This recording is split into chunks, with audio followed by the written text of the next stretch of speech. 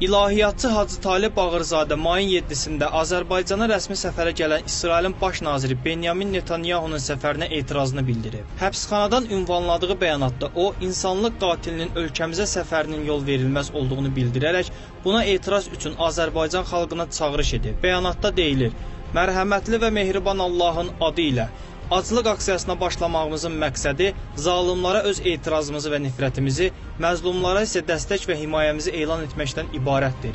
Məlum olduğu kimi, may ayının 7-si qəsbkar İsrail rejiminin uşaq qatili və müsəlmanlara qarşı tarixdə misli görünməmiş soyqırım törətməyə davam edən Beynəlxalq Cinayət Məhkəməsi tərəfindən barəsində həbs qərarı verilib, haqqında axtarış orderi verilmiş, mənfur və məlum baş nazirinin Əliyev tərəfindən dəvəti əsasında Azərbaycanımıza səfəri gözlənilməkdədir. Əvvəla biz bu səfəri ciddi şəkildə pisləyir və hakim rejimi bu böyük səhvindən geri dönməyə çağırırıq. Əliyev hakimiyyətinə etiraz edərək bildiririk ki, artıq illərdir ki, Fələstinli körpələri bombalar altında diri-diri yandıran, 50 mindən artıq insanın soyqırım edən qəsbkar rejimin hərbi maşınlarını yanacaqla təmin etmək azmış kimi, indi də qatil baş nazirini Azərbaycana dəvət edərək, ona qucaq açıb qanlı əllərini sıxmağa cəsarət etməkdəsiniz.